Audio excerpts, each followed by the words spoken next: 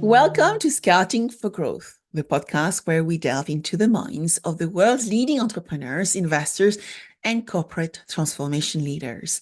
I'm your host, Sabine VdL, and today we have a special guest who will help us navigate the future of leadership beyond 2024.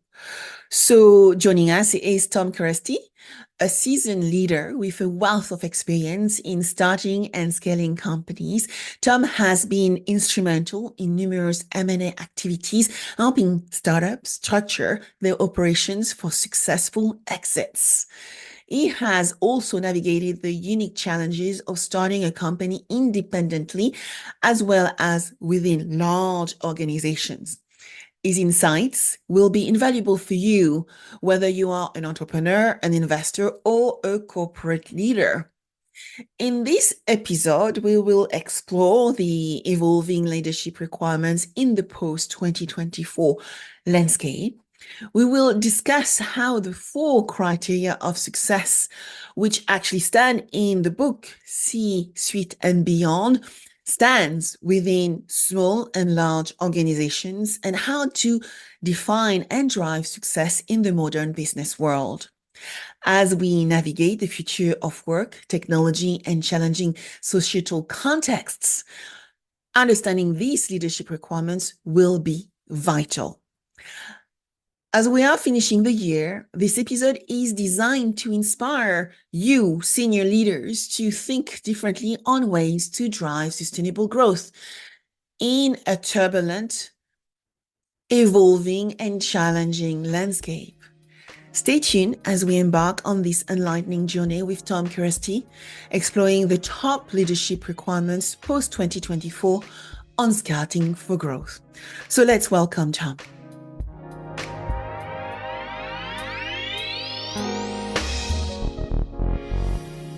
Hi, Tom. Thank you so much for joining me on Scouting for Growth. Welcome. Hi, Sabine. Thanks for having me. So, Tom, the first question I ask all my guests is, can you give us a brief introduction about you, your background, what got you to where you are today, and what inspired you to write the book, C-Suite and Beyond? Well, it's a question I get asked many times, and my best way to answer that is not just for myself, but for any individual. They should be able to answer these 3 questions. The first question is, who are you? The second question is, what are you passionate about? And the third question is, what are you good at? Because if you have clarity on those, then you can kind of live your calling. Instead of having just a job or a career, you can have a calling. So who am I? I'm a servant leader. What am I passionate about? I'm passionate about making people better, making companies better. And what am I good at? I'm pretty good at leading and mentoring. So, I can use that formula. I can mentor my kids who are now adults. I can mentor my employees. I can mentor my friends. I can make my colleagues better. I can make a customer's company better. And I could be a servant leader in my household. I can be a servant leader at my church. I can be a servant leader at my company. So that kind of gives clarity on, when you get up in the morning, why do you do the things you do? Yeah. And so what got you where you are today? What is the path you actually took to be able to have that realization today, Tom? Well, I think with most people and myself, it's a series of doors that open and close throughout your life. For whatever reason, I'm not really sure, but a series of doors open and close as you go through life. And every time a door closes or opens, you kind of look at that with discernment and hopefully with some prayer and say, okay, well, is this an opportunity that makes sense? This is something that I should pursue. Maybe look a little bit down the road and say, okay, well, if I do pursue this opportunity, what happens 2, 3, 4 years from now? I had a lot of opportunities to because I was an expat. So I lived all over the world for about close to 30 years. And Wow. primarily in emerging countries and in Europe and Eastern Europe and Latin America and other places. And early on in my career, in I would say the early 2000s, there was or late 1990s, there was opportunities to send me to China, and the family and I discussed it. We said no, it's not something that we want to do because it's not a I don't mind settling down in Portugal or Prague or somewhere for a long period of time, but we just didn't have desire to go all the way across the world. I've been to China. I've traveled there.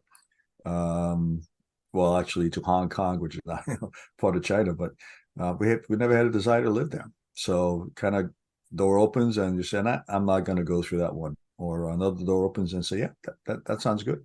Yeah, it's interesting how paths are being set for us and which country we may be visiting. I was reviewing through the airline I travel, how many countries I've traveled so far. It looks like I've traveled 29 countries.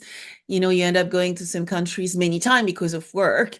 But as you said, your path is set in some ways for you, and you take the best advantage from it. And I also heard about gratitude and being thankful for what we have also, Tom.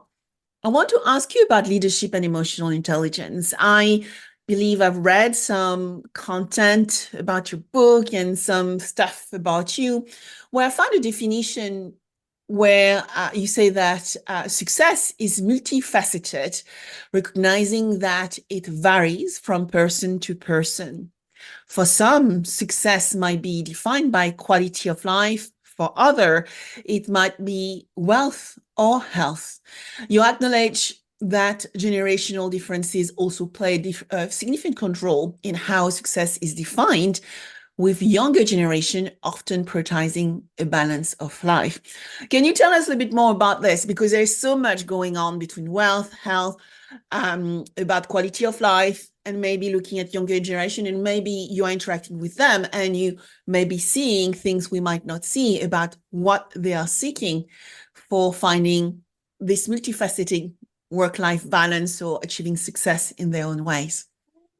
Well, Marcus Buckingham said it best. He said, we talk about a work-life balance.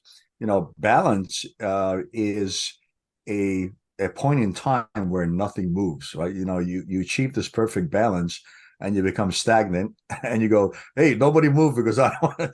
So I'm not sure if that's healthy, right? And Marcus says this also. So look, life is continuous motion. We're constantly moving forward. Hopefully we're constantly moving forward, not backwards, Mm-hmm. right? So I'm not even sure what the balance means. I think I get back to my original statement. Look, if you have clarity on what you want to do and what success looks like for you, and it's going to be very different for you and me and everybody else, then you can start making a pathway towards that success. So have clarity on what success means to you, and like you said, success means different things to different folks. I'll take my two daughters as an example. One of my daughters is very successful in business. She's one of the senior sales executives in a large company, and that's what drives her. What drives her is success at work.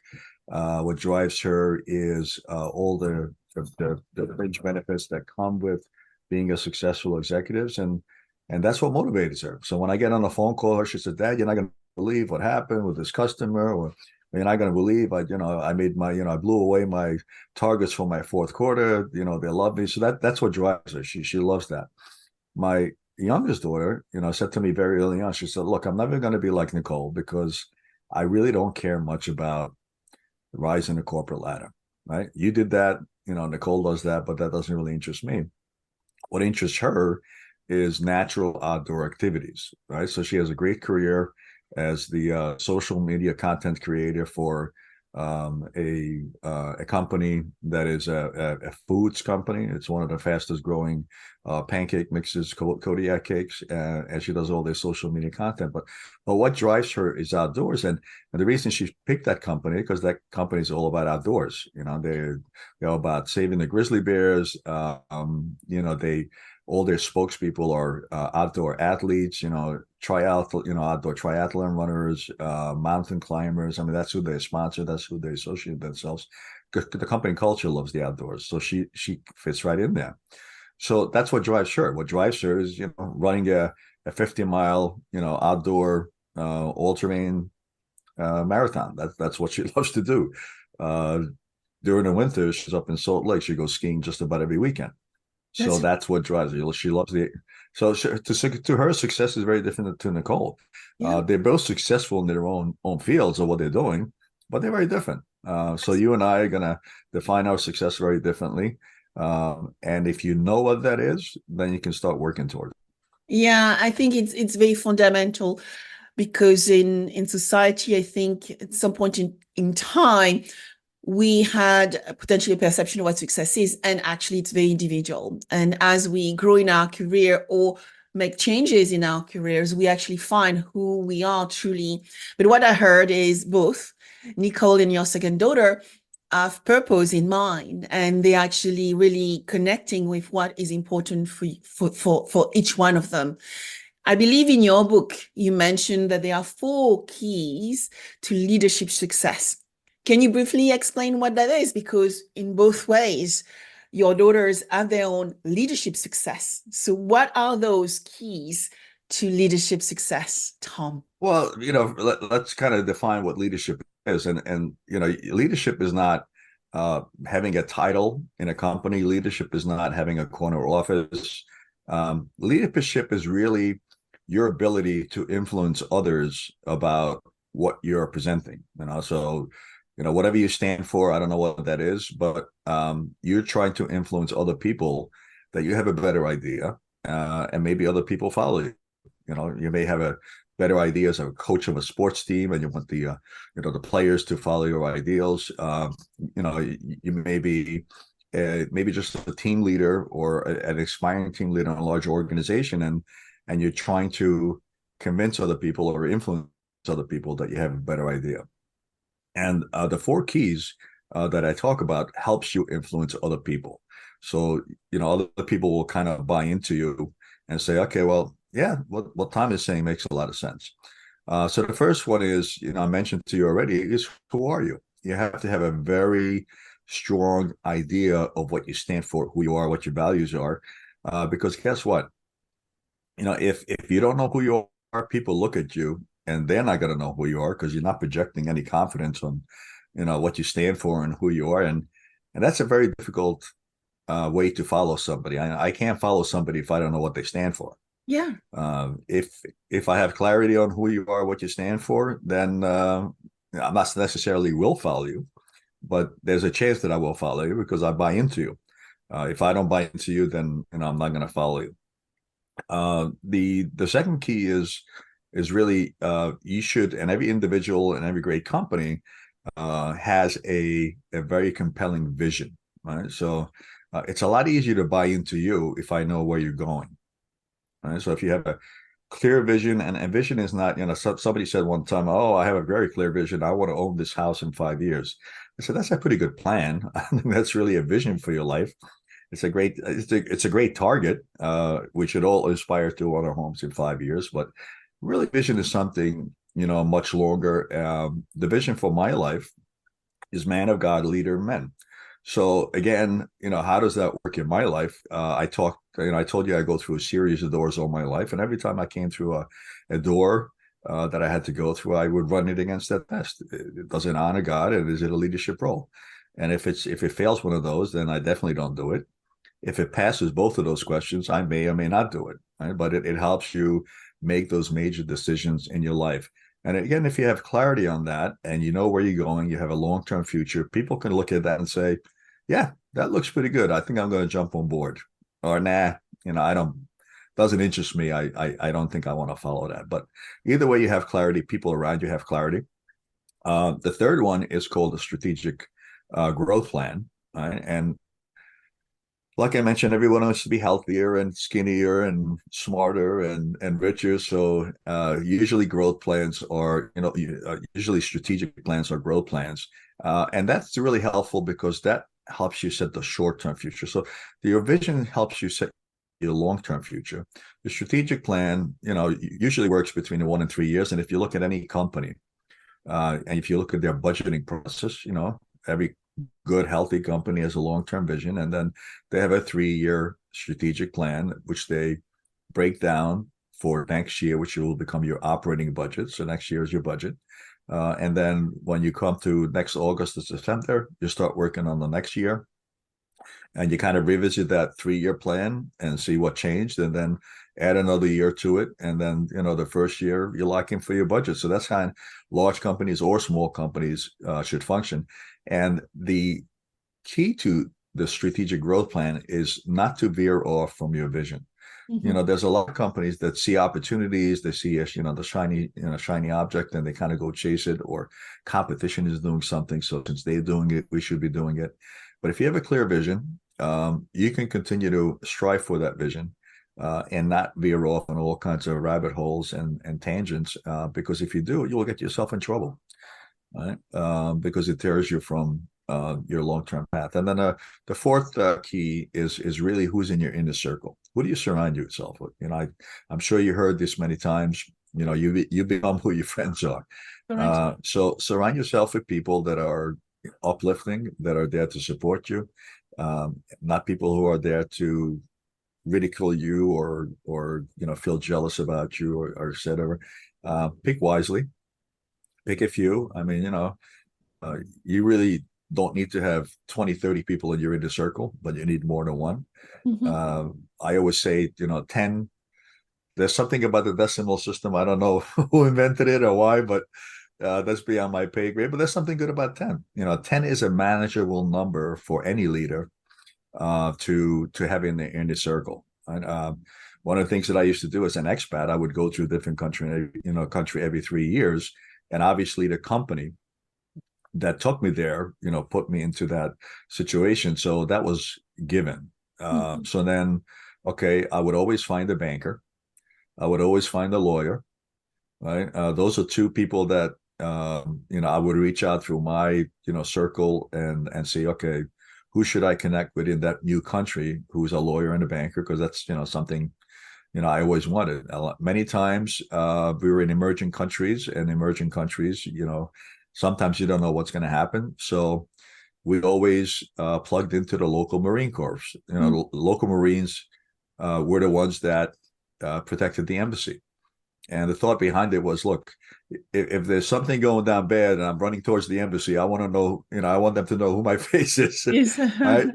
So, those, they were in my inner circle. So that's just an example. You kind of surround yourself with folks who are there to help you.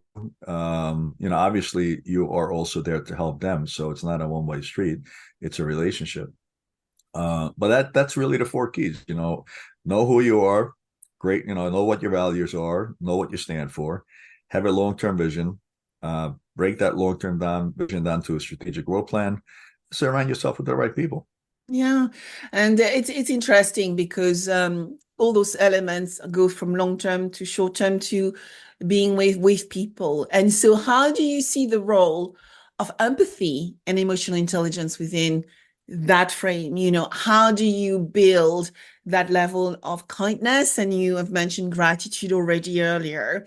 Partly when you look at hardcore industry, I'm in finance, I work with financial experts, I work with insurance people, I work with startup founders who tend to, as you said, try to get a vision, but often are very much focused on the day-to-day accomplishment.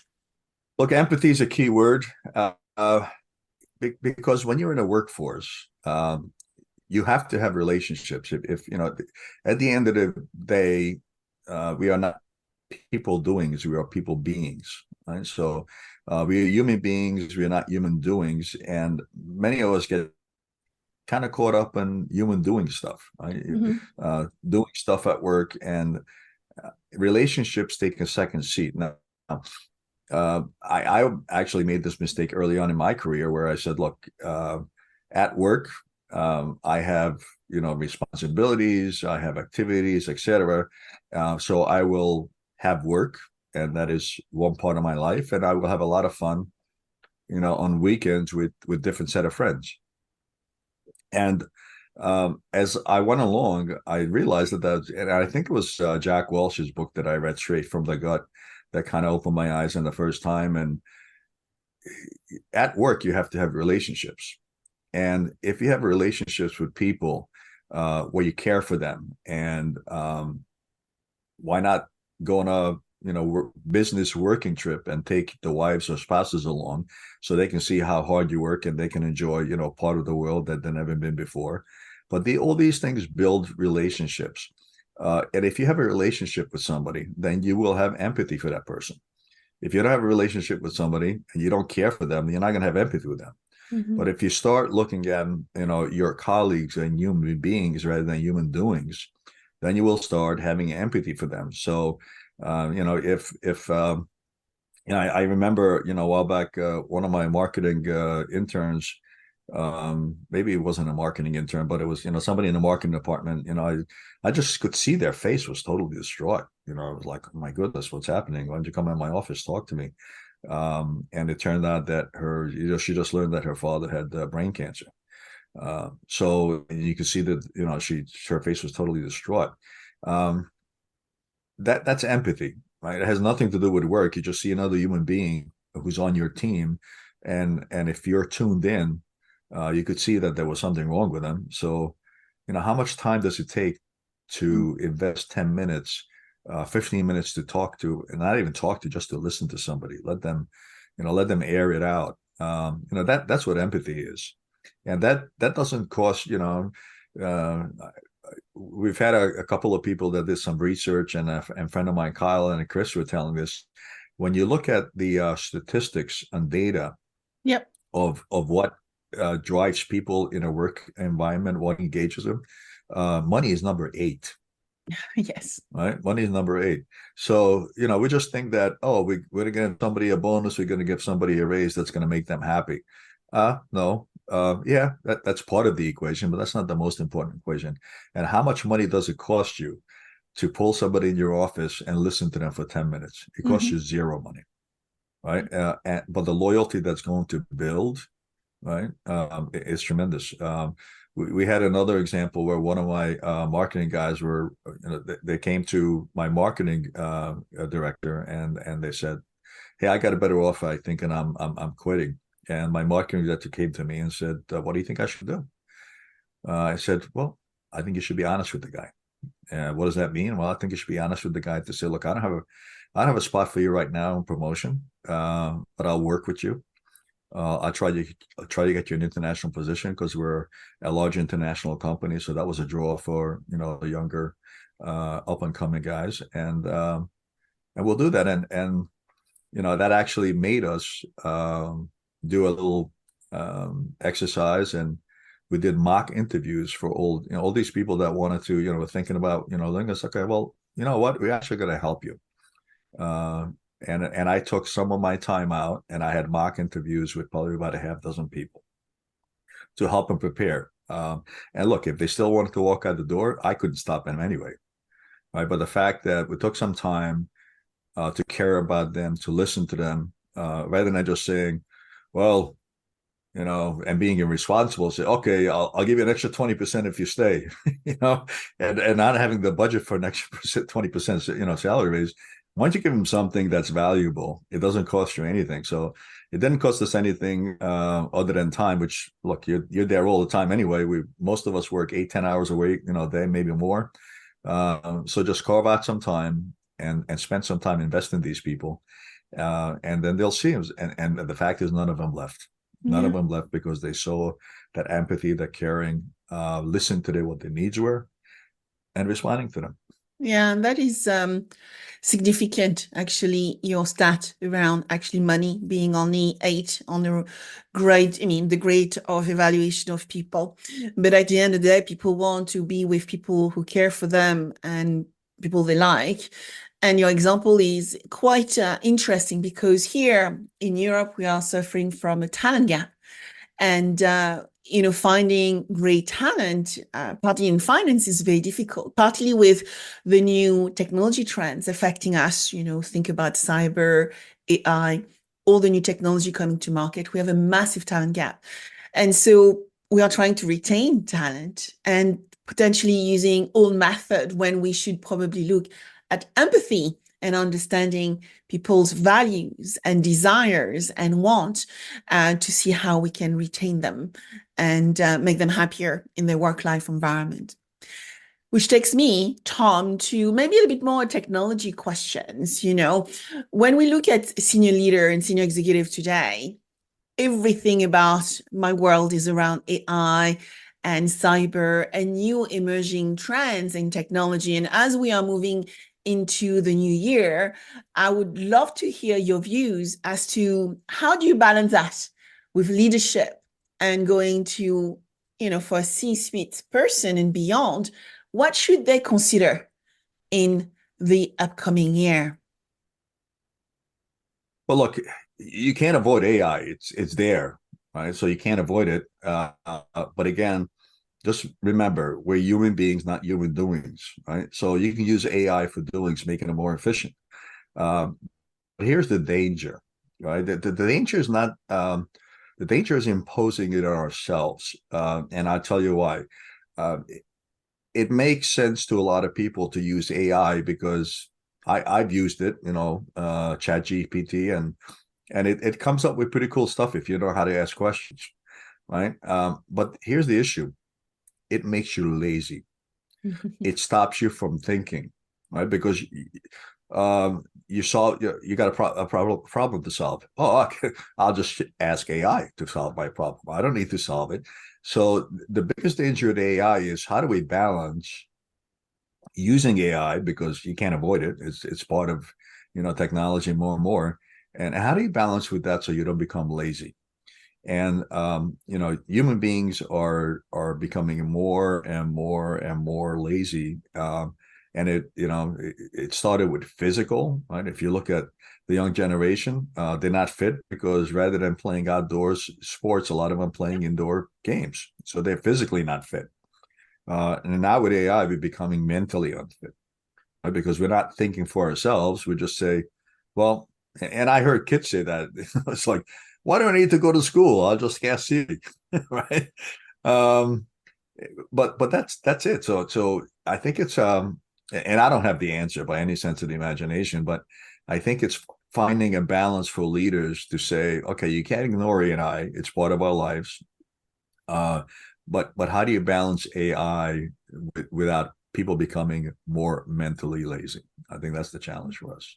Yeah, and I reflect and think about your statement. For me, when I talk about artificial intelligence and generative AI, I often look at it and say, it is maybe a very nice virtual executive assistant, right? You still need to think. You check the data, but you need to check it and you need to evaluate it. But most of all, I think what for me that reflects is that we have acquired knowledge and expertise across many years. In my case, I've worked and I've learned and I've read for 30 years. So when I look at what comes out from an AI model, which is absolutely incongruent, I can spell it out and say, this is wrong. This is not right. And so that is where I think for me, I'm a bit worried is if there is no knowledge and expertise and experience, it becomes much more difficult to actually understand when a foundation model is going wrong. Could you share with us, Tom, as you have written the book, right, C-Suite and Beyond, some example of leading executives, maybe you've worked with leading companies who've used your method just to inspire our listeners around the possible when they actually go and find the book and read it? Well, there's hundreds of stories in the book. The book is nothing but stories of failure and success, right? Yeah, so maybe share a few of And just a few for us to be teased a little bit. yeah, I mean, don't forget about failure is very important. It's just as important, if not more important, than success. If you don't learn from your failures, then it's just stuff that happens to you. I'm sorry, if you don't learn from your experiences, then it's just this happens to you rather than lessons.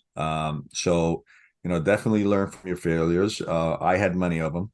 For example, I left the corporate world after 25 some odd years, and I opened my own business. Yeah. And I thought I could do it myself.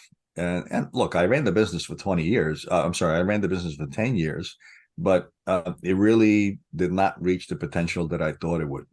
Right. So I did it by myself. I thought I could do it. Then I learned my lesson, and I said, all right, the next business I open, I'm going to do it with partners. So I opened another business, and I opened it with two partners. But partnership is like a marriage.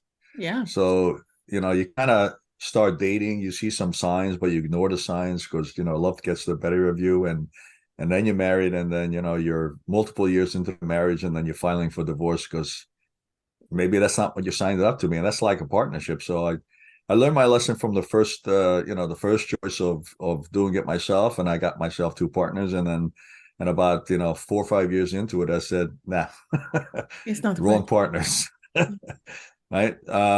So, and I have another business, and I have two more partners, and hopefully these are the right partners because, I spent a lot more time in the selection process to say, okay, who do I get in bed with? And, what are their values? And, do they share the same values that I share?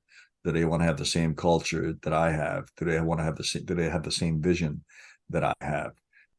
So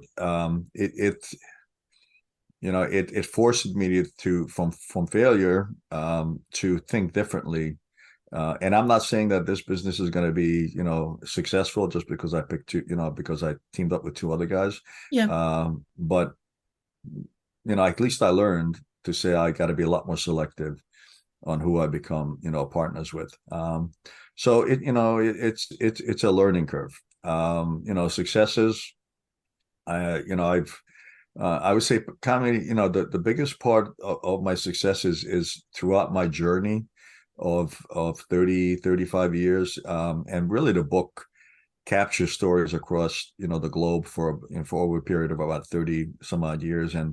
And really is getting clarity on those four things that I told you about is, what do I stand for? Who am I? What are my values? And look, it was in the back of my mind, but I never kind of quantified it. Right? I never kind of quantified this. Okay, well, values are pretty important. And what are your values? Right? And character. And by the way, a person's character is the equivalent of a company culture. If you're a company, your culture, the company culture is pretty much the same as what your character is as an individual. Mm-hmm. So getting clarity on that. So all these things were kind of in the back of my mind, but I never quantified them to say, okay, it really matters. Your vision really matters.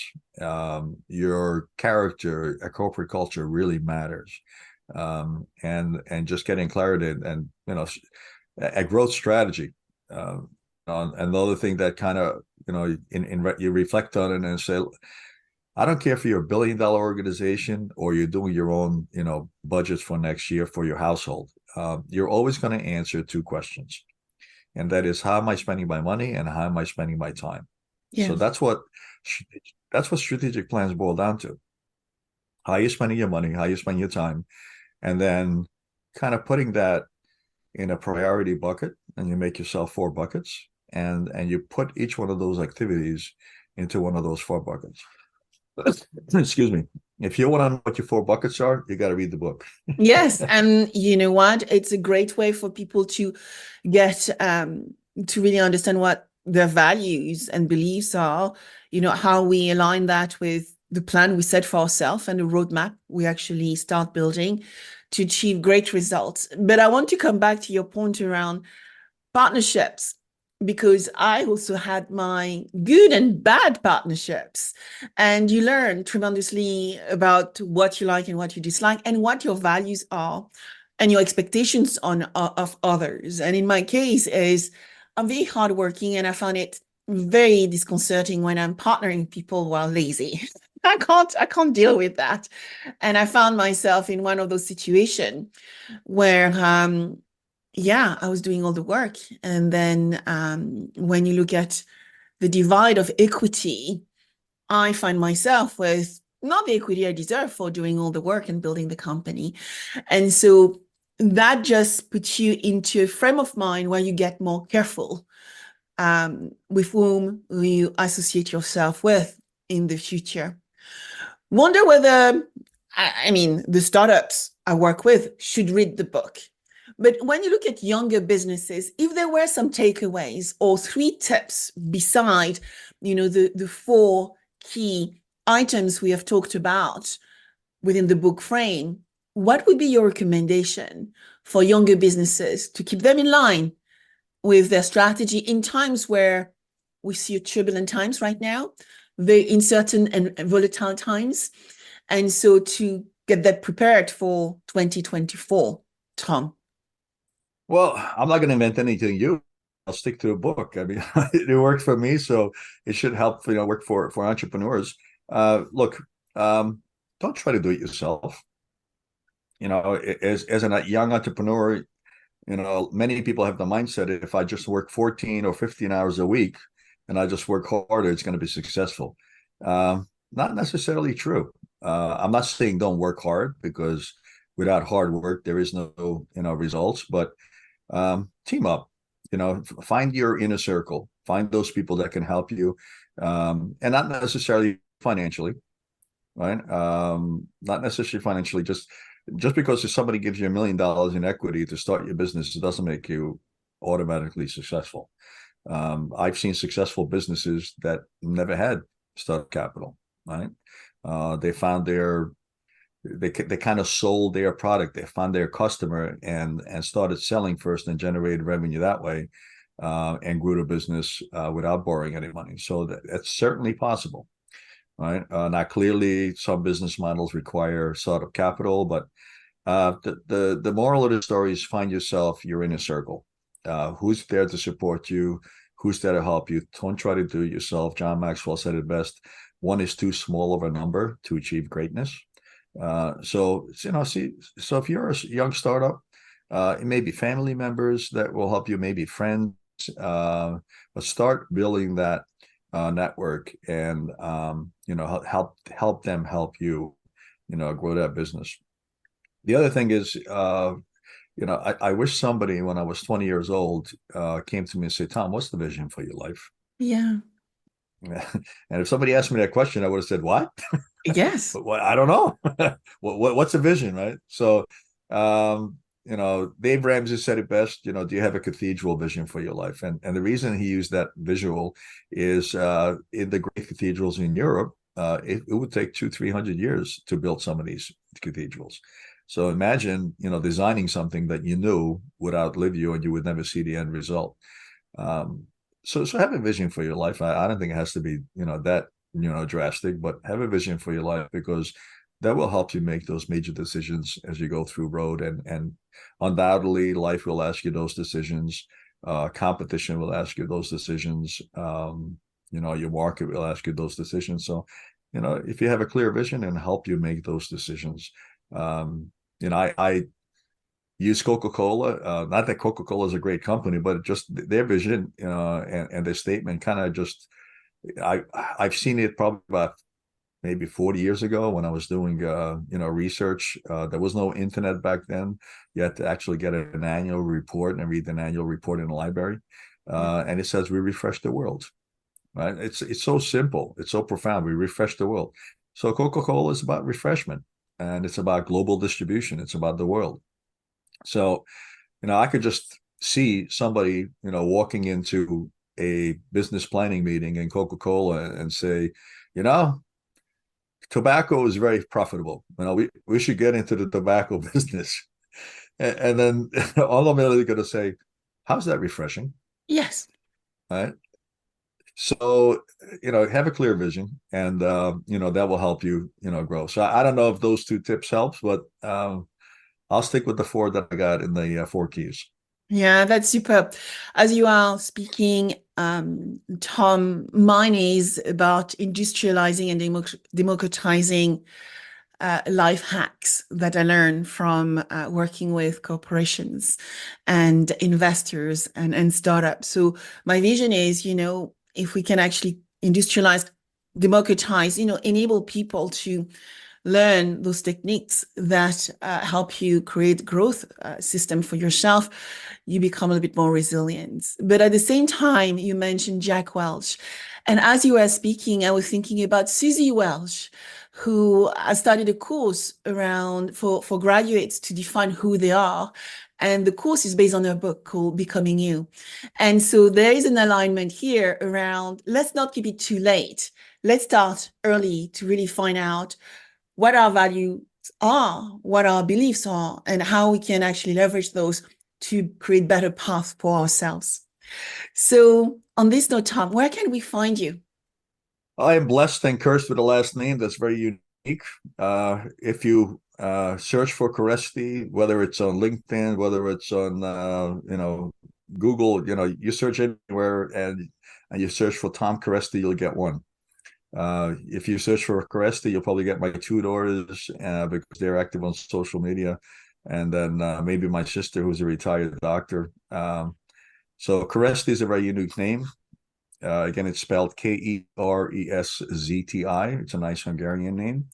And whether it's LinkedIn, whether it's Google, you'll kind of wind up either at my LinkedIn page or my website, which is the two most stuff often I use. I'm not, you're not going to find me on TikTok. I don't post a lot on Instagram.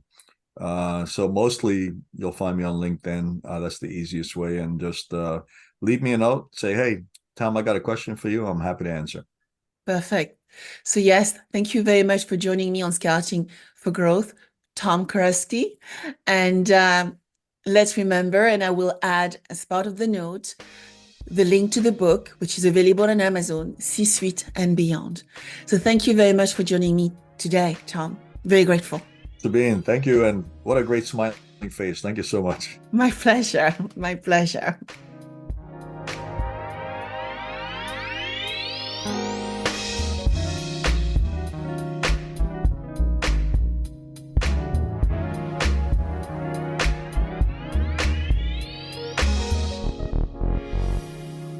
If you like this podcast, subscribe now, share with your friends, and if you enjoyed it, please give it a 5-star review. Also, if you want to cover any specific subject with me, contact me on Instagram under Sabine VdL Officials or LinkedIn under Sabine VdL. Thank you.